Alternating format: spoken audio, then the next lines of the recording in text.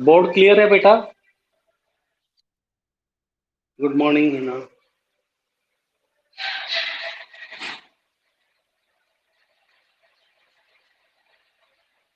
तो जैसा कि हमने आपसे प्रॉमिस किया था, आज शार्क के बारे में बात करेंगे। शार्क मछली नहीं है ये। शार्क मछली के बारे में तो आप जानते ही हैं। ये शार्क देश है जिस south Asian association of regional countries, south Asia के देश हैं।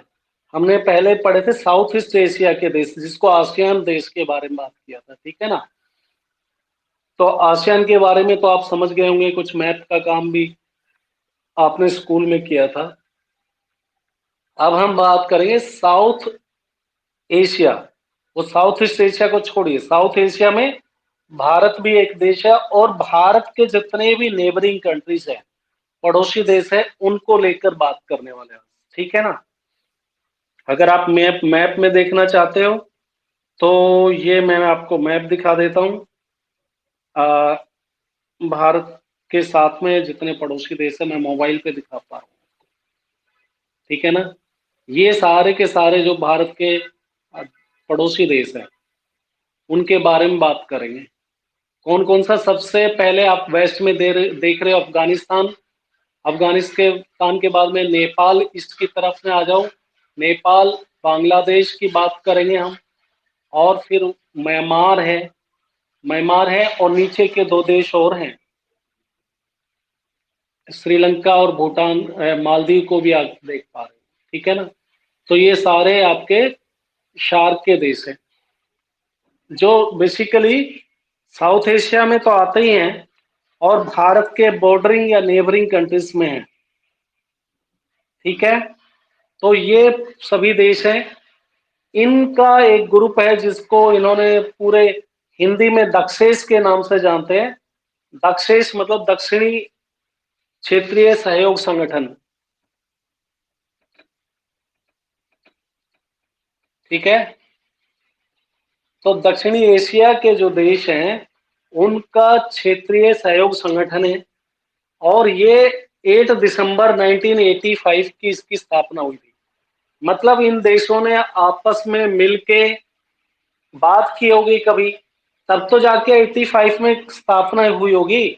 ऐसा तो नहीं कि मन में आ गया और ये सारे के सारे दोस्त बन गए, उन्होंने अपना ग्रुप बना दिया। ऐसा तो नहीं रहा होगा। इससे पहले भी इसके बारे में कुछ मीटिंग हुई होंगी, चर्चा चली होंगी, तब जाकर इनका एक ग्रुप बना होगा। तो उसी के बारे में बात करेंगे, ये क्या शार्क है। और जब भी कोई देश है या आप किसी का, आपके दोस्तों के मिला के कोई ग्रुप बनता है, तो उसके पीछे कोई मकसद तो रहता है ना। बगैर मकसद कोई दोस्ती करता है क्या? कोई दोस्ती नहीं होती। तो देशों की दोस्ती भी कोई ऑब्जेक्टिव को लेके होती है। कुछ दोस्ती के कुछ प्रिंसिपल्स होते हैं जो सभी दोस्तों को निभाने होते हैं, ठीक है ना। तो ऐसे ही कुछ सिद्धांत हैं, इन सभी देशों के सिद्धांत की बात करेंगे। कौन कौन से सिद्धांत हैं जिनको ये सभी फॉलो करते हैं, और उस दोस्ती से क्या पाना चाहते हैं, वो ऑब्जेक्टिव में बात करेंगे कि इनका ऑब्जेक्टिव क्या है, उद्देश्य क्या है। तो पहले तो शार्क है क्या, कौन से देश है, कब बना, किस देश के प्रयास से बना है शार्क, ठीक है ना। किस देश ने सबसे ज्यादा कोशिश की, और इसके हेडक्वार्टर कहाँ है, मुख्यालय कहाँ पर है इसका, मीटिंग्स कैसे होती है, अभी तक कितनी मीटिंग्स हो चुकी हैं, और इसका ऑब्जेक्टिव क्या है, यही बात करना है, ठीक है ना। तो शार्क्स, आपको पता है कि south Asian association of regional cooperation है, और ये सार्क का चार्टर ढाका में 8 दिसंबर 1985 को साइन हुआ। जो शार्क देशों का चार्टर का मतलब एक प्रस्ताव, प्रपोजल, जिनके ऊपर इन्होंने 8 दिसंबर 1985 को सिग्नेचर किया, तब से शार्क की स्थापना हो गई। अब शार्क की स्थापना तो हुई है तब, लेकिन इसके जो प्रयास हैं वो 1980 से ही शुरू कर दिए गए थे। शार्क को बनाने की दिशा में दोस्ती हो जाने का कोई दिन तो निश्चित नहीं होता है जैसे आपस में हमारी।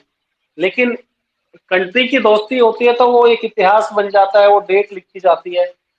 लेकिन अगर आप दोस्ती करते हो तो उसके लिए कोई एक दिन तो नहीं होता है कि उस दिन से दोस्ती हुई। दोस्ती क्या है, जब विचार मिलते हैं, आप एक दूसरे की जरूरतें आपस में पूरी होती हुई लगती है, तब कोऑपरेशन होता है। फिर उस दोस्ती का विश्वास को बनाए रखने के लिए जो दोस्त हैं उनको आपस में कुछ कंडीशन फुलफिल करनी होती है, तो वही सब बात करेंगे। बेसिकली 1981 अप्रैल 1981 में फॉरेन सेक्रेटरीज, जैसे विदेश सचिव होते हैं देशों के, हर देश का एक विदेश सचिव होता है, तो फॉरेन सेक्रेटरी 7 देशों के फॉरेन सेक्रेटरीज आपस में मिलते हैं। कौन कौन से, चलो पहले अल्फाबेटिकल ऑर्डर में ले लेते हैं। बांग्लादेश, भूटान, जिसको म्यांमार के नाम से बोल रहे हैं, भूटान, इंडिया, मालदीव्स, नेपाल, पाकिस्तान, श्रीलंका, ये सारे के सारे देशों के फॉरेन सेक्रेटरीज कोलंबो में, श्रीलंका की उस टाइम को कैपिटल थी कोलंबो, वहां पर 1981 के अंदर मिलते हैं। और इनको लगता है कि यार हमको आपस में, हमारा एक जैसा कल्चर है, एक जैसी संस्कृति है, हमारी सोसाइटी एक है, हम सब पड़ोस में रह रहे हैं, तो क्यों ना हम मिलकर एक ग्रुप बनाएं जिसमें हम एक दूसरों की जरूरतों में काम आ सके, एक दूसरे को कोऑपरेशन कर सकें। तो इस वजह से इनका 1981 में एक मीटिंग होती है। और फिर 2005 में जाके अफगानिस्तान भी इसका मेंबर शार्क का बन जाता है।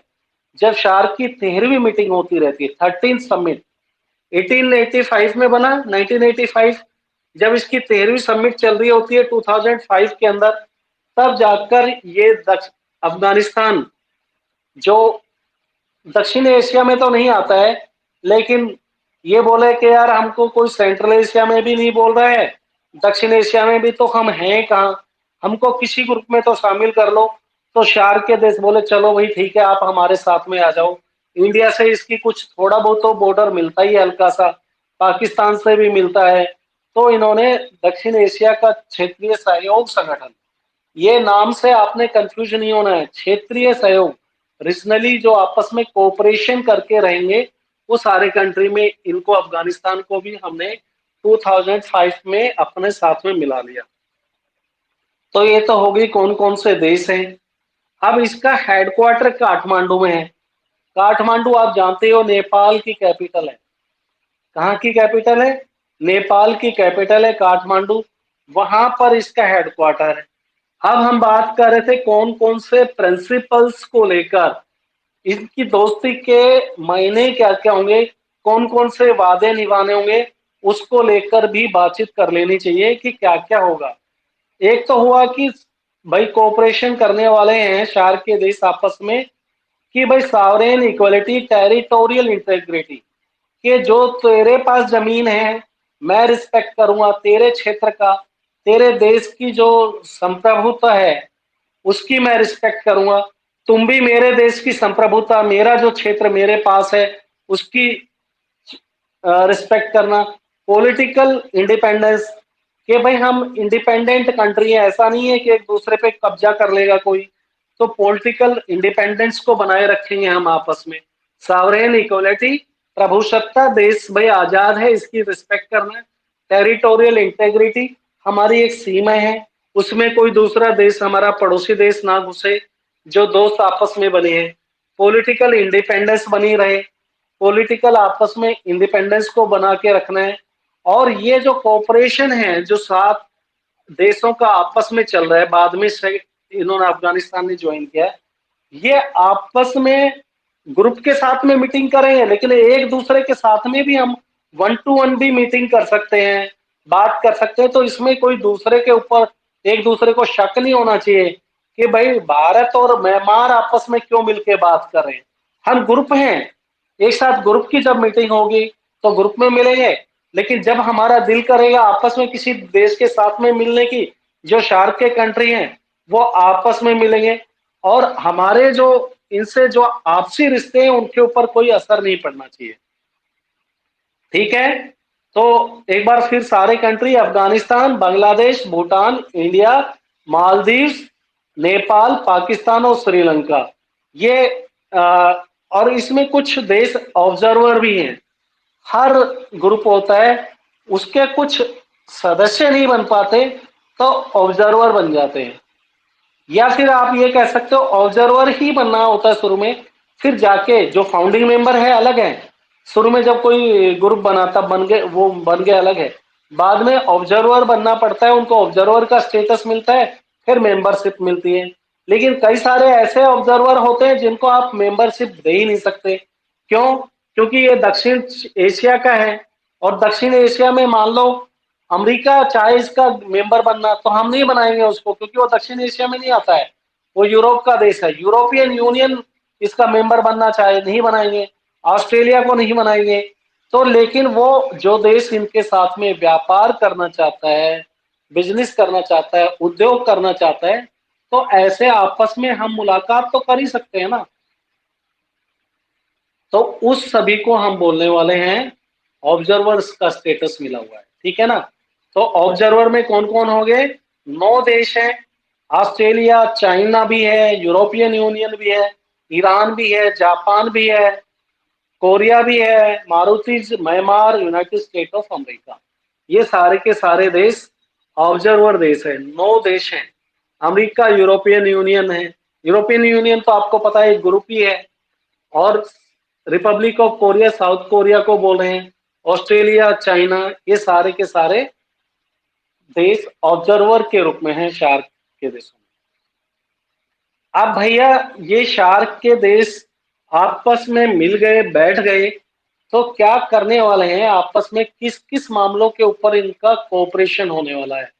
एरिया ऑफ कोऑपरेशन, सहयोग करेंगे, मिलजुल के काम करेंगे। तो कौन कौन से मामले हैं, मैटर है जिनके ऊपर ये मिलजुल के काम करने वाले हैं? एक तो human resource development and tourism के ऊपर काम करेंगे कि भाई हम आपके देश के लोगों को रिसोर्स डेवलपमेंट करेंगे, उनको एजुकेशन, टेक्नोलॉजी देंगे। आप हमारे देश को दो, आप हमारे देश में टूरिज्म को बढ़ाइए, हम आपके देश में टूरिज्म को बढ़ाने में हेल्प करेंगे। आप हमारे देश के अंदर एग्रीकल्चर के अंदर में हेल्प कीजिए, ठीक है ना। ऊपर से मैं इसको मिटा देता हूं ताकि आप आगे की चीजें भी, एरिया ऑफ कोऑपरेशन को भी देख सके, किस किस मामले में आपस में ये सहयोग करने वाले। तो सबसे पहले तो हमने कहा कि टूरिज्म के अंदर में आपस में ये हेल्प करने वाले देश किसके अंदर में हेल्प करने वाले हैं? Human resource development and tourism,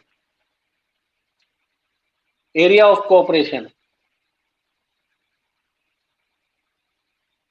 cooperation मतलब सहयोग। किस मामले में सहयोग करेंगे? ह्यूमन रिसोर्स डेवलपमेंट, मैं शॉर्ट में लिख देता हूं, HRD लिख देता हूं, ह्यूमन रिसोर्स डेवलपमेंट, और टूरिज्म के अंदर भी ये पहला कोऑपरेशन होगा भाई। तुम्हारे भी लोग पढ़े लिखे हो जाए, हमारे भी टेक्नोलॉजी होए, एग्रीकल्चर के अंदर में डेवलपमेंट, खेती के अंदर किसान, एग्रीकल्चर के लिए जो नई टेक्नोलॉजी है वो तुम हमारे को दो, हम तुम्हें दे देंगे। और साथ ही रूरल डेवलपमेंट में भी काम करेंगे।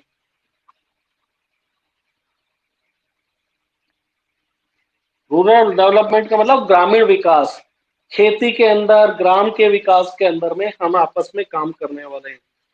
इन्वायरमेंट, नेचुरल डिजास्टर, भाई प्राकृतिक वो आ जाते हैं आपदाएं, जैसे अभी सुनामी जैसा कुछ संकट आ रहा है, तो ऐसे प्राकृतिक आपदा के टाइम में, और या पर्यावरण के पॉल्यूशन वगैरह से बचाने के लिए, इन्वायरमेंट,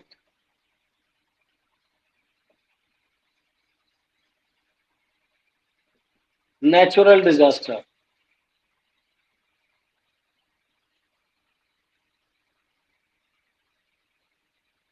नेचुरल डिजास्टर का मतलब प्राकृतिक आपदाएं, बाढ़ है, भूकंप है, तूफान आता है, ऐसे टाइम पे हम आपस में मदद करेंगे। एरिया ऑफ कोऑपरेशन देख रहे हैं, इकोनॉमिक और ट्रेड के बारे में, व्यापार है, आर्थिक प्रगति के लिए हम काम करेंगे आपस में।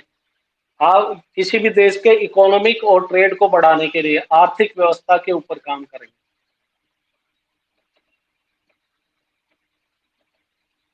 ठीक है, और साथ ही साथ काम करेंगे सोशल अफेयर्स के, सामाजिक डेवलपमेंट के ऊपर भी हम काम करेंगे। सोशल की कुछ सोशल इश्यूज है, समाज के अंदर बुराइयां हैं, उनको आपस में कोऑपरेट करके दूर करेंगे। गरीबी को हटाने के ऊपर काम करेंगे, एजुकेशन के ऊपर काम करेंगे, सिक्योरिटी के ऊपर, कल्चर के ऊपर, स्पोर्ट्स के अंदर, ट्रांसपोर्ट, साइंस, टेक्नोलॉजी, मतलब एरिया ऑफ कोऑपरेशन इन्होंने बहुत सारे रखे हैं कि इन इन मामलों के अंदर हम आपस में मदद करेंगे। बेसिकली जो समस्याएं साउथ एशिया के देशों की आपस में जो सारी प्रॉब्लम्स है, उनको मिल बैठकर बांट कर सॉल्यूशन निकालेंगे। तो उसमें चाहे आपके ह्यूमन रिसोर्स डेवलपमेंट की बात आए, एग्रीकल्चर के ऊपर बात कर लो, चाहे चाहे रूरल ग्रामीण विकास की बात करो, बायोटेक्नोलॉजी, ट्रेड, फाइनेंस की, सोशल अफेयर्स, इंफॉर्मेशन टेक्नोलॉजी।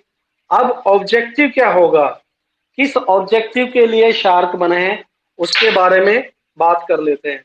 तो पहला है to promote the welfare of the people of South Asia.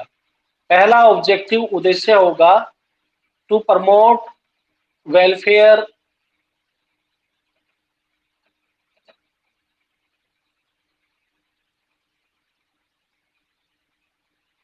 Of people.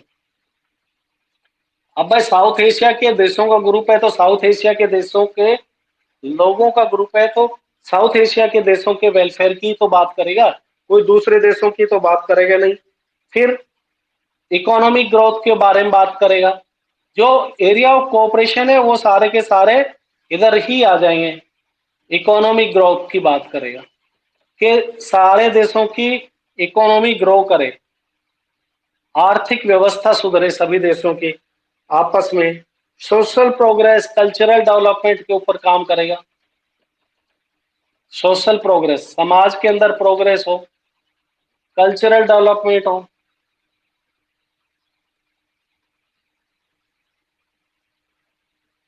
ठीक है ना, सांस्कृतिक विकास हो, और साथ ही साथ में सब एक दूसरे की मदद करेंगे, चाहे टेक्निकल या साइंटिफिक फील्ड के अंदर हो। यानी कि जो शार्क के देश हैं आपस में एक दूसरे की टेक्निकली मदद करेंगे, टेक्नोलॉजी पहुंचाएंगे, साइंटिफिक टेम्परामेंट को इजाद करने की कोशिश करेंगे। यानी कि ये जो पुराने रीति रिवाज हैं इनके अंदर भरोसा ना करके लोगों के अंदर साइंटिफिक टेम्परामेंट पैदा करेंगे कि साइंस के आधार पर काम करे, रीति बूढ़े पुराने रीति रिवाजों को छोड़ो, कोऑपरेशन करने वाले हैं। किस मामलों में कोऑपरेशन करेंगे, ये कोऑपरेशन करेंगे डेवलप करने के लिए, कंट्रीज को आपस में डेवलप करने के लिए कोऑपरेशन करेंगे। म्यूचुअल ट्रस्ट को बढ़ाएंगे। म्यूचुअल ट्रस्ट मतलब आपस में एक दूसरे का भरोसा कर सके, इसके लिए काम करेंगे। म्यूचुअल ट्रस्ट का मतलब समझ गए कि जितने भी देश हैं वो आपस में एक दूसरे के ऊपर भरोसा हो, इस तरह का कोशिश करेंगे कि लोग एक दूसरे के देशों के नेताओं पर भरोसा कर सके, इसके ऊपर करेंगे। ठीक है ना। और ऐसे ये सारे देश, जितने भी शार्क के देश हैं, कोई इंटरनेशनल फॉर्म के ऊपर जब भी कोई बात होगी, यानी कि जब सभी देशों का ग्रुप के लीडर्स बैठेंगे, तो वहां पर शार्क देश के नेता शार्क देशों की समस्या को लेकर ये नहीं है बिखर जाएंगे, ये आपस में एक दूसरे मिलकर पूरे शार्क देशों की समस्याओं को सामने रखेंगे। ठीक है ना।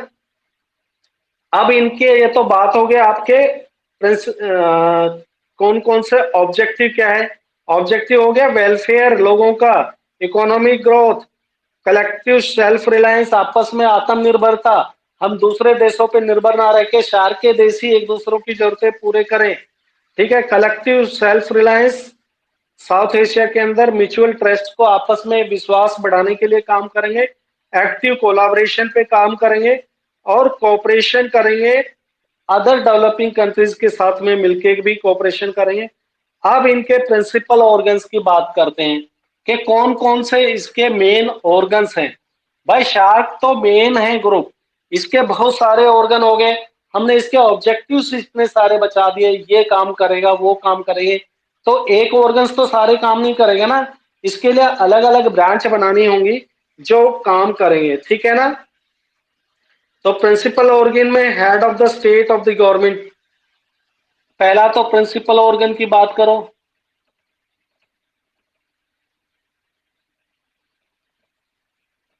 क्या क्या ऑर्गन होंगे, जितने भी head of the state of the government है, यानी कि किसी देश का अगर हेड प्रधानमंत्री है, किसी का राष्ट्रपति है, तो इनकी मीटिंग्स के लिए हमें हर एनुअली एक सबमिट होगी, सबमिट का मतलब मीटिंग, एनुअली सबमिट होगी, सबमिट मतलब meeting, head of the state की मीटिंग होगी, ये एक ऑर्गन्स हो गया, ठीक है। Standing committee of the foreign secretary, और जब विदेश मंत्री है वो मिल सके आपस में, उसके लिए भी एक प्रिंसिपल ऑर्गन होगा, स्टैंडिंग कमेटी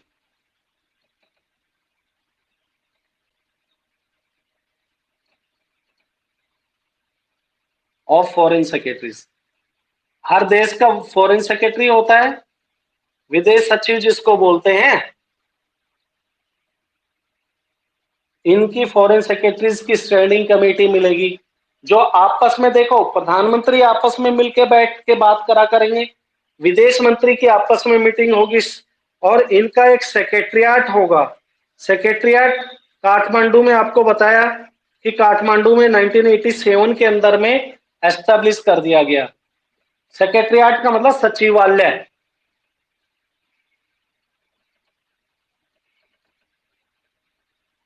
कहां पर है, काठमांडू, काठमांडू कहां पर है, नेपाल की कैपिटल है, तो इनका सेक्रेटरियाट है, ये 16 जनवरी 1987 को एस्टेब्लिश कर दिया था, ताकि यहां पर इनकी मीटिंग होती रहेगी, ठीक है।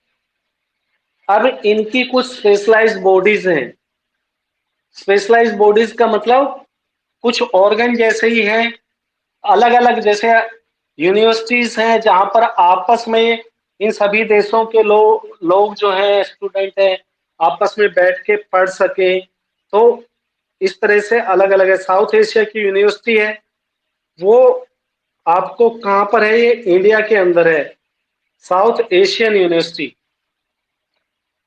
मैं बात कर रहा हूं किसकी, स्पेशलाइज्ड बॉडी।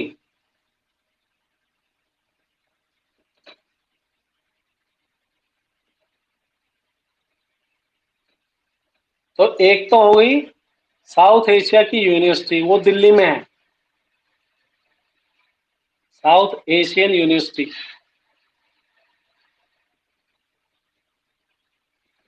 यानी कि शार्क देश, शार्क कंट्रीज की यूनिवर्सिटी है, वो दिल्ली के अंदर है, ठीक है। अब इनका एक standard, South Asia regional standard organisation है जो ढाका में, ये तो चीजें याद रखने वाली है, South Asia regional standard organisation, ये ढाका में है, बांग्लादेश की कैपिटल है। बेसिकली अगर से जानना चाहो तो बांग्लादेश का बहुत बड़ा रोल है, शेख मुजीबुर रहमान का बहुत बड़ा रोल है शार्क को बनाने में, ठीक है। वो उस टाइम में वहां के बांग्लादेश के राष्ट्राध्यक्ष थे, राष्ट्रपति थे, जो भी बोलो, या शासक थे, शेख मुजीबुर रहमान ने मिल का काफी प्रयास किया इसको बनाने में। और इसका इम्पोर्टेंस के बारे में बात कर लेते हैं कि ये वर्ल्ड की जो है, शार्क का इम्पोर्टेंस क्यों है, क्यों इतना महत्वपूर्ण, हम शार्क के बारे में आज बात कर रहे हैं। तो टोटल वर्ल्ड की पॉपुलेशन का 21% यहां पर है।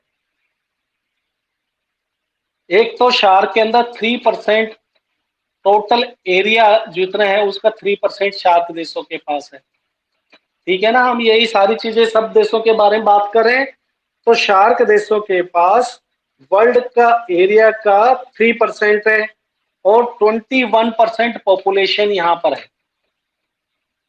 शार्क के जो देश हैं उनकी पॉपुलेशन जो है वो 21% पॉपुलेशन है शार्क के देशों की, ठीक है ना।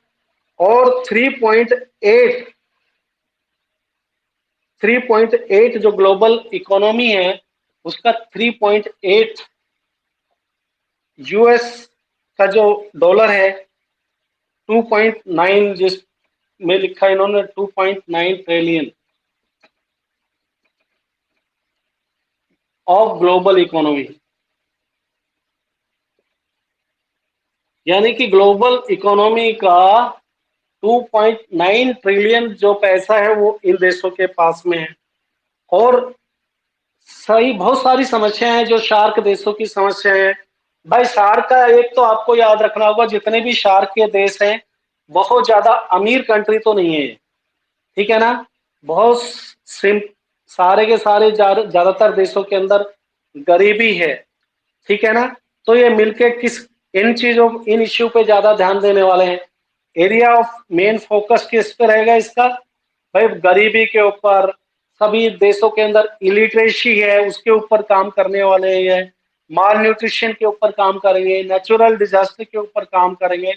और आपस में हर देश के अंदर आतंकवाद भी एक ऐसी समस्या है जो आतंकवाद पूरे शार्क के देश जितने भी कंट्री है, चाहे भारत की बात कर लो, पाकिस्तान की बात कर लो, म्यांमार की बात कर लो, बांग्लादेश की बात कर लो, सभी देशों में आतंकवाद जैसी समस्याएं हैं। तो ये सारे के सारे देश चाहेंगे कि ये जो समस्याएं हैं, कॉमन प्रॉब्लम्स है शार्क देशों के बीच में, इन सभी समस्याओं का एक सॉल्यूशन आपस में ये मिलकर कर चुके। अब हम बात करते हैं कि भाई इन्होंने पाया क्या।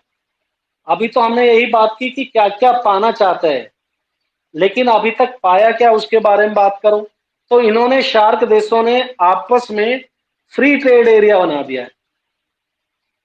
अचीवमेंट्स की बात करें, क्या इन्होंने अपने उद्देश्य को पाने में कहां तक कामयाब हुए, तो इसमें इन्होंने क्या किया, फ्री ट्रेड एरिया बना दिया है।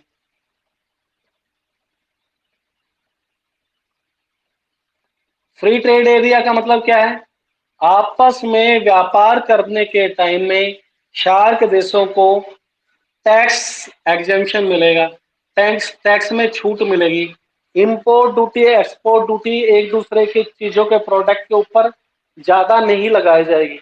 इससे होगा क्या, जो आपके देश के अंदर सरप्लस चीजें हैं, कोई प्रोडक्ट ज्यादा बना दिया, आप जिस देश को रिक्वायरमेंट है उसको भेज दोगे, तो उस देश से जो चीजें आपके देश की रिक्वायरमेंट है वो पूरी होगी। लेकिन टैक्स में छूट दे दोगे तो क्या होगा, रिबेट मिलने से क्या चीजें सस्ती मिलने लगेंगी एक दूसरे देशों को, ठीक है। और साथ ही इन्होंने साप्ता बनाया, SAPTA। साप्ता मतलब साप्ता का मतलब ये हो गया कि आपस में south Asia preferential trade agreement है। प्रेफरेंशियल ट्रेड एग्रीमेंट का मतलब ये हो गया कि हम जब भी व्यापार करेंगे तो आपस में प्रेफरेंस देंगे, इन देशों के साथ में व्यापार करने को प्रेफरेंस देंगे,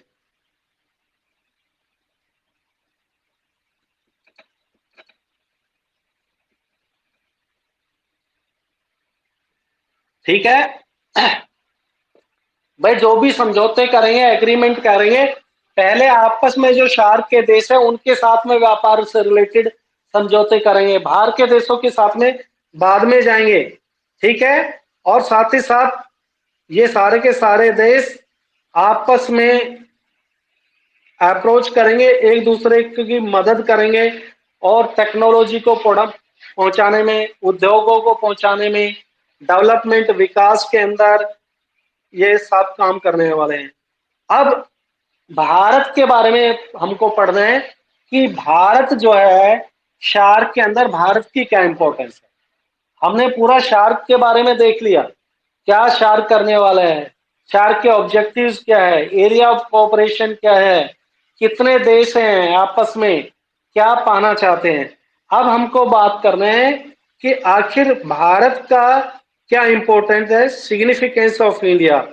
तो ये सब भारत का इंपॉर्टेंस यहाँ पर इसलिए भी हो जाता है कि जितने भी शार्क कंट्री है उनमें इकोनॉमिकली भारत सबसे ताकतवर देश है, ठीक है ना। जितने भी शार्क की कंट्री है भाई, सारे तो बांग्लादेश हो गया, नेपाल हो गया, म्यांमार हो गया, मालदीव, श्रीलंका, सारे तो ऐसे ही कंट्री हैं। भारत की इकोनॉमी अच्छी है इन सभी देशों के अंदर। सभी देशों में समस्याएं हैं, भारत में भी है, लेकिन कंपेरेटिवली कम है।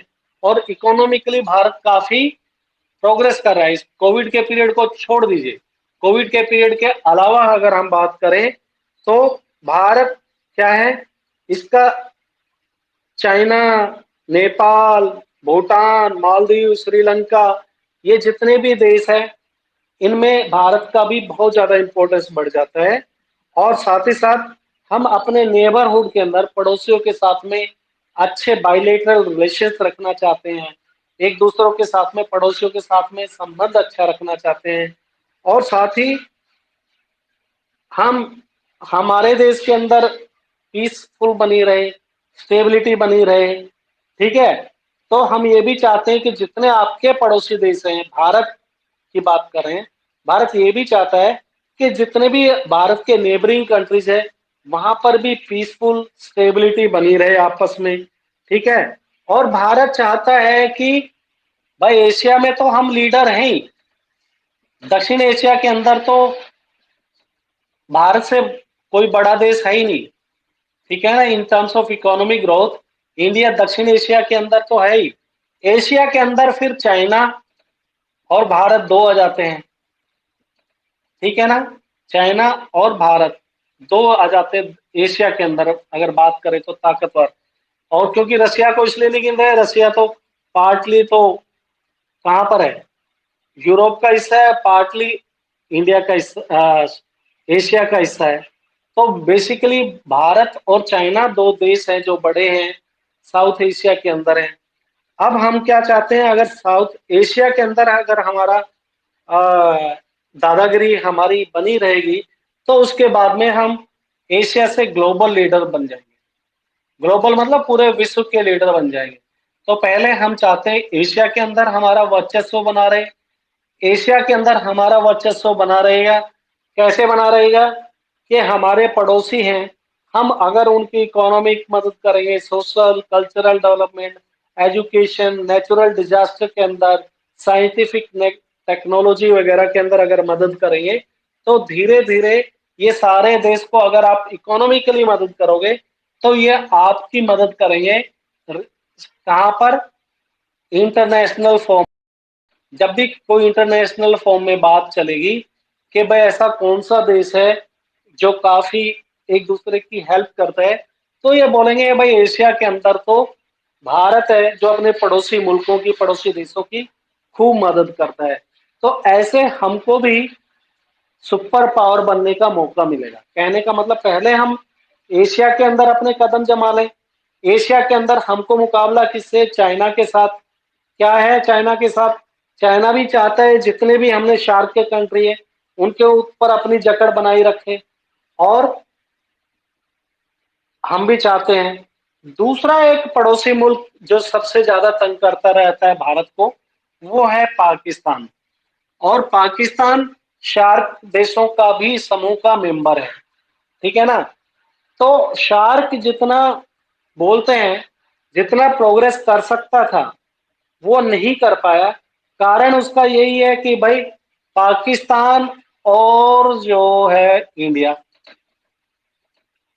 ये दोनों देश शार्क के मेंबर हैं और इनके आपस के अंदर ही रिश्ते ठीक नहीं है। तब जब भी कभी शार्क की कोई मीटिंग होती है तो इनके अपने बायलेटरल रिलेशंस को लेकर इश्यू हो जाते हैं। कई सारी मीटिंग पाकिस्तान में होती है तो इंडिया जाने को तैयार नहीं आता, इंडिया में होती है तो पाकिस्तान के जो लीडरशिप है वो नहीं आना चाहते। तो इस वजह से आप ओवरऑल ये कह सकते हो कि सार्क अगर अपने पर्पज को, ऑब्जेक्टिव को नहीं पा रहा तो उसका कारण है भारत और इंडिया के रिलेशंस। यानी कि शार्क काफी एक अच्छा मजबूत ग्रुप है, लेकिन भारत और पाकिस्तान के जो रिलेशंस हैं इसकी वजह से शार्क अपने ऑब्जेक्टिव में फुल्ली सक्सेसफुल नहीं हो पा रहा है। जब भारत और पाकिस्तान के संबंध अगर सुधर जाएं तो शार्क के देश हैं, ये दक्षिण एशिया के क्षेत्रीय देश हैं, ये आपस में मिलके और अच्छे रिजल्ट दिखा सकते हैं। तो होप फॉर दी बेस्ट। आगे आने वाले दिनों में इन दोनों देशों के बीच में संबंध अच्छे हों और शार्क भी अपने ऑब्जेक्टिव को पार कर पाए, अपने ऑब्जेक्टिव को मिला पाए। ठीक है ना। आपने सुन लिया होगा कि नोटबुक चेकिंग का काम चल रहा है और इसके लिए अपनी नोटबुक बिल्कुल तैयार रखिए। कुछ एक बच्चे हैं मुझे जो बिल्कुल नोटबुक का काम अपडेट कर रहे हैं, बाकी तो ऐसा है अगर नोटबुक का नाम ले लोगे उनके पता नहीं क्या हो जाता है। तो अब कितना दिन ये सिचुएशन चलेगी और कब तक तुम लोग काम इस तरह से करोगे, पता नहीं नोटबुक में लिखने से तुम लोगों को क्या परेशानी होती है। मैंने इससे पहले बात किया कि आप नोटबुक मेरे को चेक कराइए, किसी एक एक दो गर्ल्स है जिन्होंने मेरे पास में भेजा, बाकी किसी की हिम्मत नहीं हुई कि भेजना। देखो कब तक ऐसा चलता है, कब तक तुम चला पाते हो। आखिर लॉस या प्रॉफिट हो रहा है वो आप सभी का ही हो रहा है इसमें। अगर काम नहीं कर रहे हो तो यह आपका लॉस है और कर रहे हो तो यह आपका बेनिफिट है। ठीक है, फिर दोबारा से नेक्स्ट क्लास में मिलेंगे, तब तक के लिए आप अपना काम कीजिए।